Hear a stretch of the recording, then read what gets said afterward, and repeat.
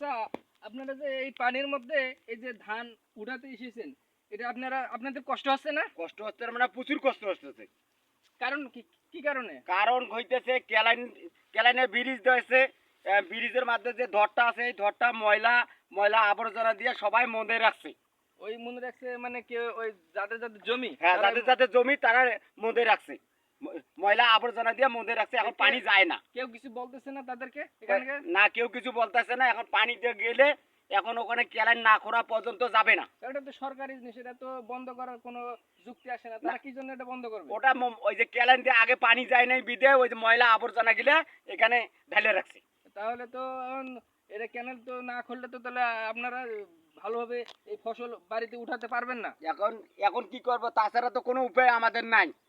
এটা তো আপনাদের যে এখানকার যে নবনির্বাচিত যে এমপি মহোদয় তাদেরকে কি কোনো আবেদন করেছেন এ বিষয়ে? তারা কি কারণে এটা বন্ধ করে রাখছে? এ তো নতুন নতুন কেবল আসলো, এখন সংসদ কেবল বসলো, তাতেই এত মাথাতে এইটা নিতে পারে? না না, এটা তো নিতে হবে, কারণ এখানে হাজার হাজার একর একর জমির ফসল। এটা এখান থেকে সবার আহার যোগায়। তারা যদি এই ব্যবস্থাটা না নেয় তাহলে তো আপনারা ফসল উঠাতে পারবেন না ঠিক মতন। বাচ্চা পরিবার সংসারকে আপনারা খাওয়াইতে পারবেন না, তাহলে তো আপনাদের অনেক কষ্ট জীবনযাপন চলে যাবে। তাহলে তো আপনাদের বলতে হবে এটা যে ক্যানেলটা আছে এটা পরিপূর্ণভাবে এটা খনন করতে হবে। খনন করতে তাহলে আপনারা তিনবার বছরে তিনবার ফসল উঠাতে পারবেন। ঠিক না? ওকে। তাহলে এটা এটা এখন কি করতেছেন আপনারা? কি একটা চিঠি দিবেন না খননের কাজ কি চলতেছে? কাজ চলতেছে, ধান কাটা পর্যন্ত, ধান কাটা শেষ হবে তারপরে বেড়ে ক্যালাইন খুঁড়ি দেবে। তার আগে কোনো ক্যালাইন খুঁড়ি দেবে না। এখানে দেখতেছি ওই যে একটা দেখেন সুইচ গেট করতেছে। দেখেন এবার আগের চেয়ে এবার ফসল অনেক ভালো হয়েছে, বুঝছেন? মানে কোনো ফসলে খারাপ হয়নি। 28 হোক 14 হোক ফলন এবার প্রচুর হয়েছে। মানে কেউ কইতে পারবে না যে আমার জমি এবার ধান হয় নাই। আচ্ছা আচ্ছা। বুঝছেন? এবার ধান দেখেন ফসল ভালো ফসল হয়েছে ধান এবার। তাই তো দেখছি যে ধান অনেক সুন্দর হয়েছে, অনেক ফসল হয়েছে, কিন্তু কেন তো নিয়ে যাবেন যে ফসলটা, এটা তো নিয়ে যাওয়ার মতন তো পরিস্থিতিটা দেখতেছি না এখন ভালো। এটার কারণ হচ্ছে পানি। এই পানিটার কারণে আপনারা এখন নিয়ে যেতে পারতেছেন না। তাই তাই তাহলে আপনাদের এখন বলতে হবে সবাই একতা হয়ে ক্যানেল খনন করতে হবে, জি তাই না? জি।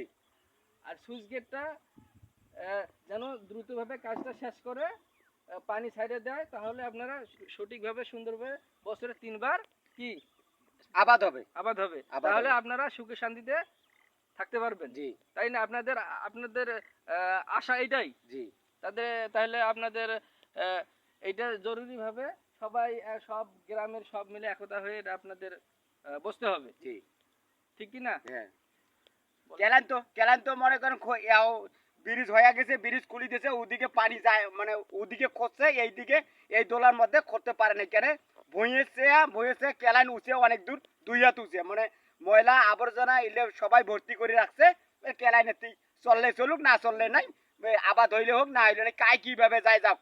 তাহলে তো এখানকার যে ওই আশেপাশে যে লোকগুলো আছে তাদের এটা দোষ। হুম।